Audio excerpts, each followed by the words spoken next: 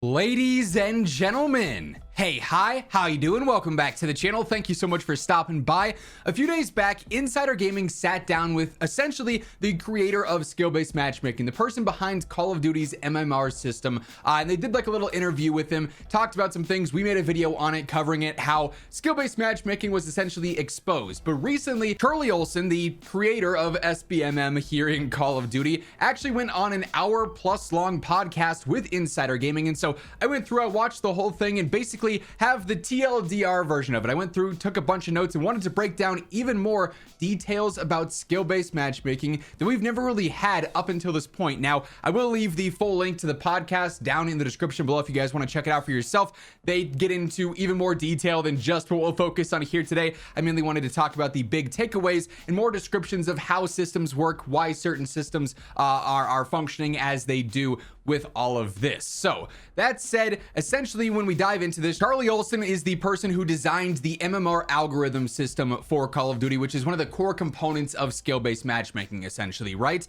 And he goes on to explain that matchmaking algorithms in Call of Duty have been there for a long time, dating back to the earliest COD games, right? It's always been some kind of matchmaking algorithm. Whether you want to call it directly SBMM, there might be different levels to that, how it was tuned and whatnot, but there have been certain algorithms in place the entire time. Obviously, now in current COD, it's just way more obvious what exactly is going on with skill-based matchmaking.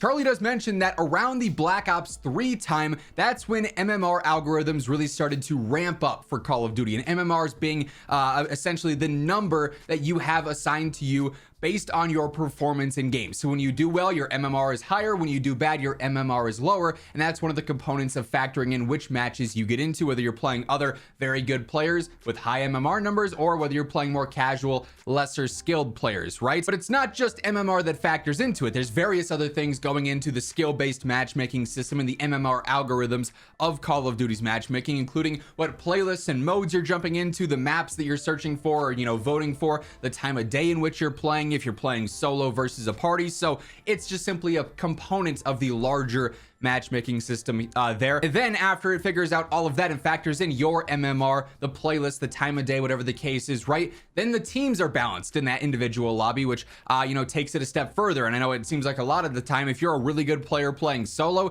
you get matched up with those lesser skilled players versus a team that seems like it's mostly above average players and they think that somehow that balances out. And then it really just feels like one person is carrying their team essentially, right? But details a little bit of the actual algorithm and matchmaking system a little bit more there, sort of what we've assumed up until this point, but we get it directly from the source with that. Now Charlie does mention that the MMR system is constantly evolving here, right? There's been systems where it's varied in KD ratio and tiers and brackets. So there's the high KD players, maybe those are only matched with the other high KD players, then the mid tier, then the low tier, but then that's evolved over time. And so the MMR system, the SBMM system, isn't necessarily always the same, dating back to when it was first ramped up a ton, and let's say in Black Ops 3, for example, like Charlie mentions here, versus now, where obviously things could be a little bit different, tuned for various other elements there, right?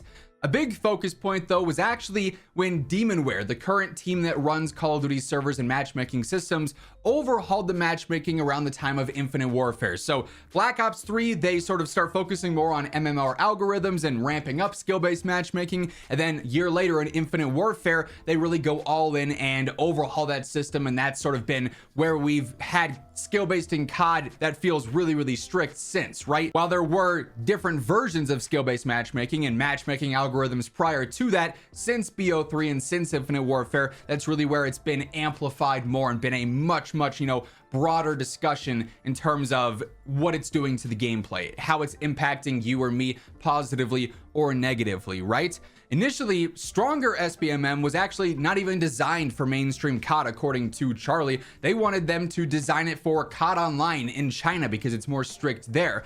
However, then certain executives saw what it was doing and said, okay, let's port this over to normal Call of Duty. The scripts need to come over from that and be designed for the mainstream COD titles that we're seeing released on a year-to-year basis now. So a little bit of backstory and I guess details expanding on the origin of skill-based and where this sort of originated specifically for mainstream COD. Now, Charlie does detail in this podcast, in this interview, a bit more of how SBMM functions and why it functions the way it does. He does go on to explain, and I thought this was kind of interesting, that skill-based matchmaking cannot fully rely on an elo system and be super accurate. Like, you might just think, okay, if you're a good player, you're gonna play the other good players. If you're a bad player, you're gonna play the other bad players.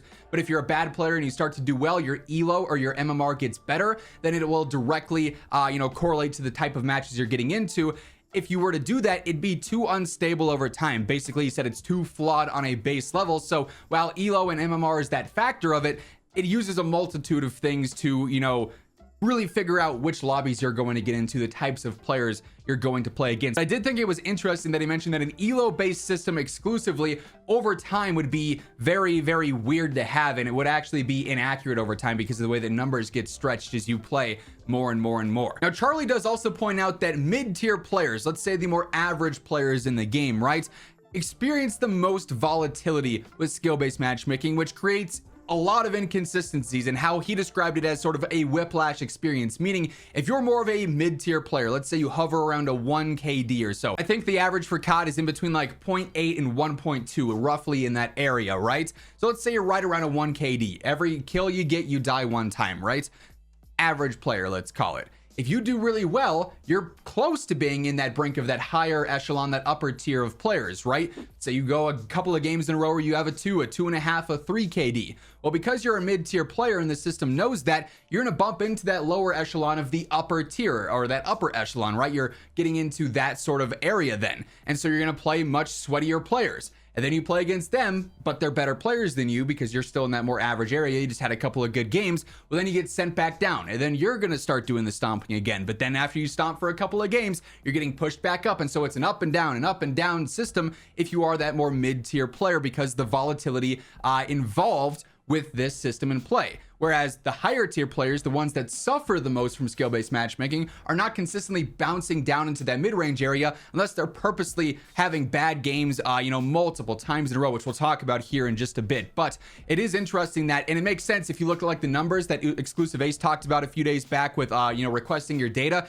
You notice that there was a lot of volatility in the mid-range there, and that's backed up by what Charlie's saying here with how that system, impacts different tiers of players. Charlie also talks a little bit how modes in certain playlists factor into skill-based matchmaking. As we said earlier, they are a component of it, right? And he mentions that the highest population modes, like for instance TDM, where SBMM is going to be the most refined because it's the most straightforward, that's going to be the most lenient on strict skill-based matchmaking because you have the greatest player pools in that mode, and the data is easiest to, I guess, convey into building those lobbies and those matches for you, right? So modes like that'll be more lenient on how often you're getting into nothing but sweaty game after sweaty game after sweaty game, versus if you go into hard points, it's going to be consistently more sweaty more often because it's a lower player base and it's a more competitive mode just outright. I think that's one that sort of makes sense. Even without the prior knowledge of skill-based, you can kind of assume that that's going to be the case, right? But that versatility in modes and playlists creates more volatility in your specific MMR if you're someone who's jumping between TDM for a game, and then you're like, okay, that kind of didn't last long enough. Let's go over to domination. We'll play there.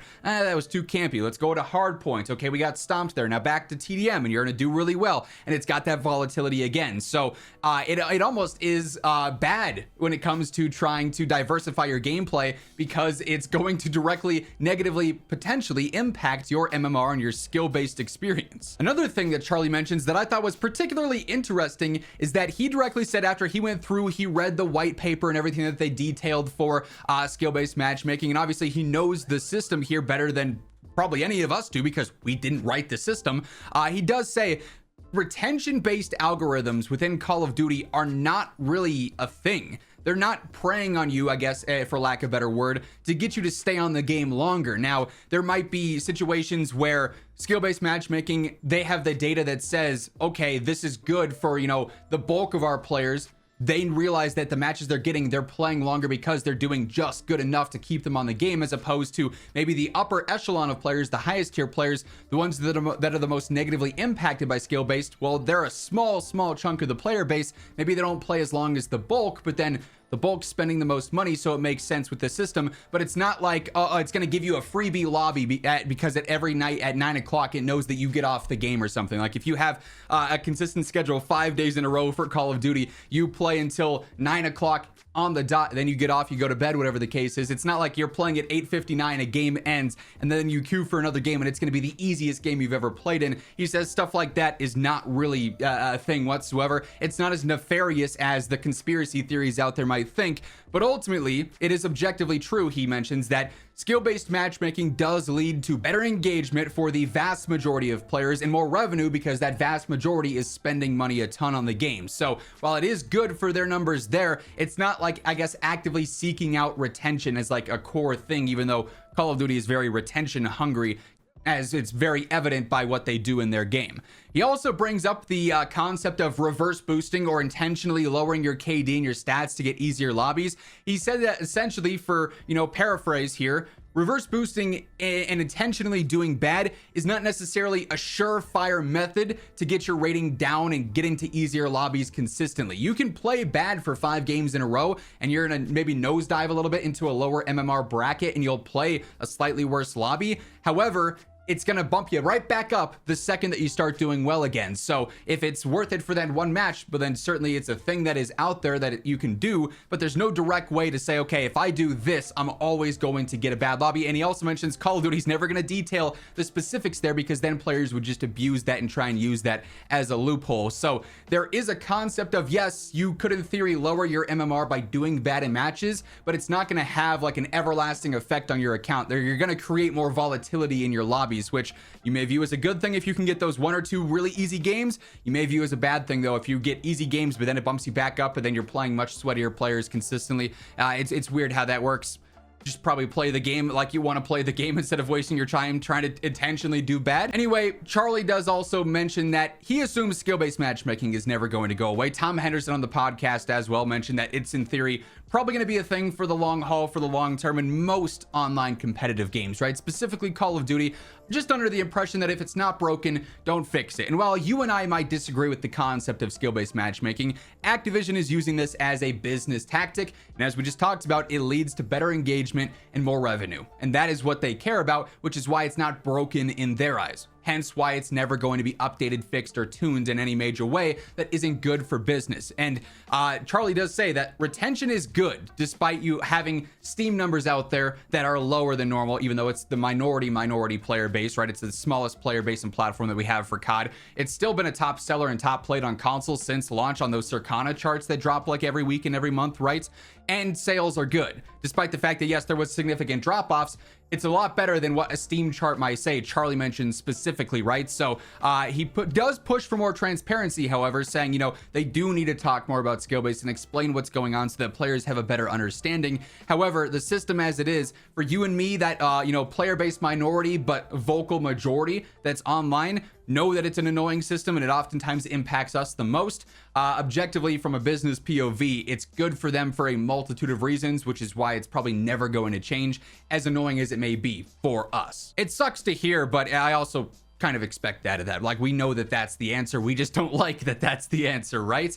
He does also mention specifically that there are not bots in Call of Duty main titles. In like COD Online and on China and COD Mobile, I don't think COD Online exists anymore, but I think it had it when they was still active. But mobile and whatnot, there are bots in those games. Charlie says there are not bots in current Call of Duty. He does say that he thinks in the lowest of the low skill bracket, like the absolute worst players, they should maybe experiment around with adding bots. Personally, I don't know if I would agree with that. I think that would kind of take away the experience there. If those really bad players knew that they were just playing bots and not real people, I think it'd take away the sense of accomplishment when they do see that, because they are in that lowest tier. Realistically though, like if you're watching this video, you're never probably going to be close to that bracket because you're informed enough to do well, even if you consider yourself not a very good player. First off, have some self-confidence. Secondly, you're probably much better than other players out there who are not socially online and watching these videos and informed, with Call of Duty. Could be some really bad players who just aren't comfortable with controllers. They're brand new to the game, whatever the case is. But he says, there could be the situation where they add bots to keep those players on the game, but ultimately that's a super protected bracket already without bots, because they are so bad, and that's how CODs keeps them on the game, by keeping them in that super protected bracket there.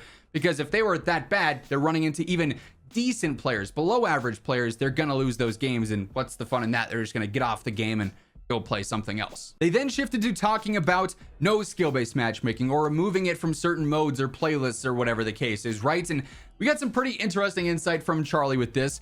He basically says that no skill-based matchmaking choices, playlists, or options there will ultimately just lead to being very sweaty, because the players who are gonna go and play that no SBMM mode are the players that are negatively impacted by skill-based the most, which are the best players and the above average players in the game.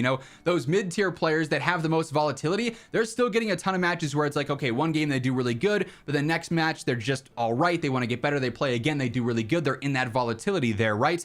Really good players constantly playing sweaty match after sweaty match, the most impacted, they hear no SBMM mode, they're going to jump over to that, and who are they going to find?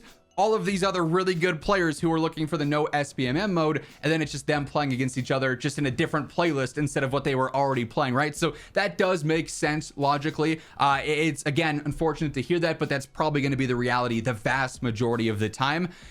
Charlie does mention that having skill-based matchmaking off, though, would ultimately impact every tier, and it'd probably have bad impact on the target player base, the target demographic for Call of Duty, their bulk of casual players, because low skill players would then end up in lobbies with really good players, they'd get stomped. Mid-tier players would end up in lobbies where they'll get stomped sometimes, but they'll then do okay sometimes, so not much would change there. But then good players would always be in situations where they're probably the best in the lobby, and then there's a boring factor to that. It becomes monotonous, just doing the same thing every game where there's no real challenge. Now, some people might like that, but then over time, that same experience constantly might dwindle down and hurt retention there.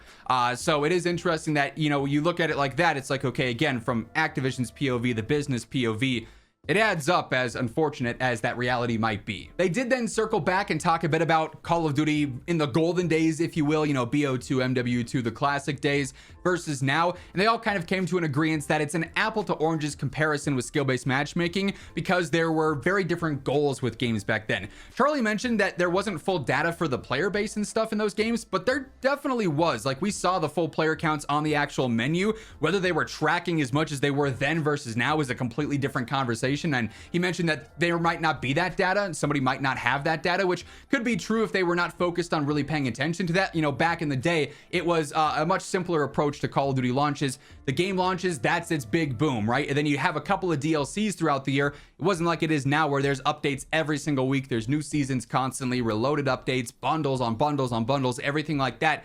Back in the day, it was very much so sales pushes and getting those numbers up and generating revenue that way, versus now it's all retention. We have free to play with Warzone. Game Pass is essentially a way to get the games for a super good deal, and that'll impact sales numbers as well on the Xbox and Microsoft PC side, right? So it's retention now. They earn the money throughout the year rather than one major boom at launch, which still happens. It's just prolonged now through the extension of the live service element of it. The hacking situation was much different back in the day when everyone was almost on console. Yes, you had J-tagged Xboxes and hackers there.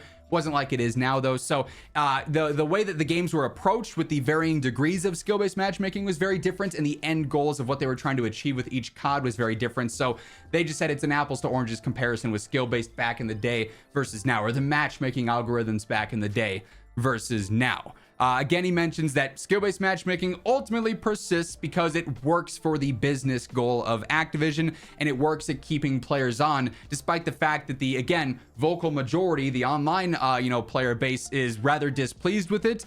The majority of the player base is not that. It's not the same people crossing over there, and the majority player base benefits in the long term from skill-based. However, he does say that those most affected by skill-based matchmaking, players that are in the upper echelon, the higher tier, most likely a lot of us, if you're watching this video, you're probably close to, if not in that tier of players, but it's also a stat that's not super measurable. you could have a negative impact on that tier of player because you're always negatively being impacted by skill based when you're on. You're constantly playing sweaty lobby after sweaty lobby, and you're aware of that as well. And so that could ultimately build a much larger negative impression and push those players away over time. Now, they'll maintain that casual player base and that mid-tier player base because those are not being negatively affected by skill-based. But then as they grow and continue to learn the game over time, they then hit that upper echelon, and then the same cycle repeats there. So this could be a way that ultimately, you know, very slowly allows COD to bleed out, if you will, but it's not going to be some instantaneous death to the game, clearly, as it's been around for a long time now.